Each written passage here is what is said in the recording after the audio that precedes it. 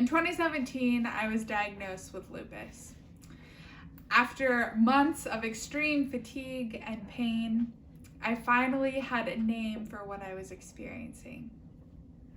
Following my lupus diagnosis, I took a semester off of seminary. For the entirety of that semester, while I worked on stabilizing and managing my new diagnosis, I was either at home, at the doctor's office, or in the car in between those two places. I was sick, depressed, and separated from my community. When I went back to class the following semester, my doctors had guidelines that they asked me and my school to follow. Each day I went to class with disinfectant wipes and hand sanitizer. I had to wipe down my desk and chair before class and sit away from my classmates to keep myself healthy. Each time I had to receive care from specialists who also saw patients undergoing chemotherapy or who had conditions that made them more vulnerable or more sick than I was asked to wear a mask for everyone's health and well-being. Because the treatment for lupus is suppressing the immune system, every virus is particularly dangerous for me. Distancing myself from my classmates, wearing a mask, and sanitizing my desk and chair every day in every class kept me out of the hospital, kept me alive.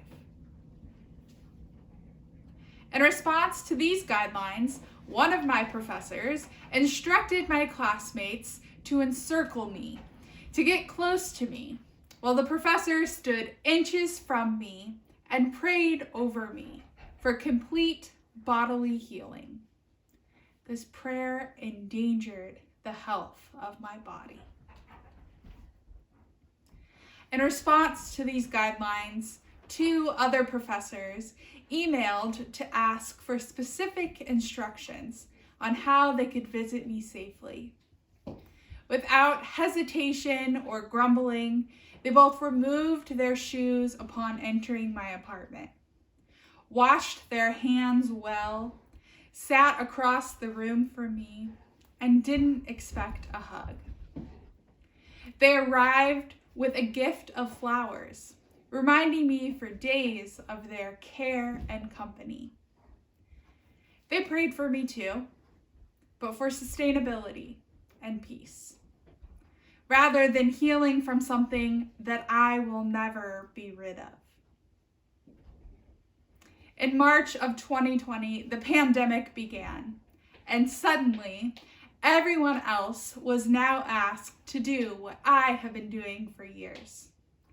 The CDC and local health departments had clear guidelines. Wear a mask, wash your hands, social distance, and stay home as much as possible. In response to these guidelines, whole sections of my community wear their masks below their nose so that they can get into the grocery store, making the mask only partly effective and making the grocery store unsafe for me to be.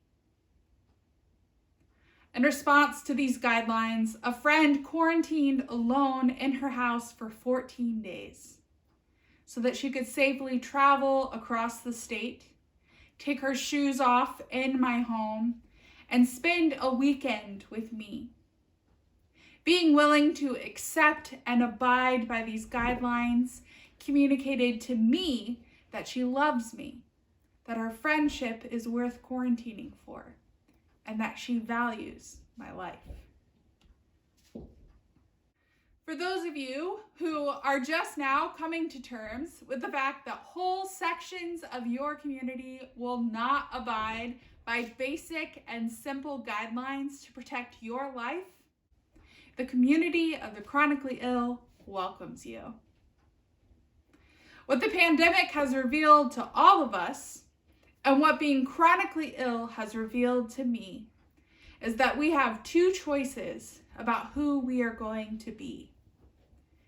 We can either be those who embrace the guidelines in order to create true belonging, offer care, love, and presence to one another.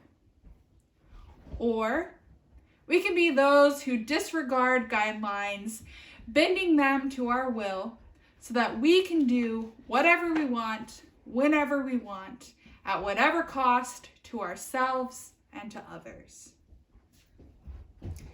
As it says in Joshua, "Now, if you are willing to serve the Lord, choose this day whom you will serve, whether the gods your ancestors served in the region beyond the river, or the gods of the Amorites, in whose land you are living. But as for me and my house, we will serve the Lord." Choose today whom you will serve. Whether the gods of those who wear their masks under their nose, served in the grocery stores, or the God of those who pray while risking the lives of their neighbors. But as for me and my house, we will serve the God of life. As church leaders, you have a choice. How will you continue to include those of us who are chronically ill now and post-pandemic? The choice you make today, the choice we make every day after this one, could save the lives of chronically ill people. May it be so.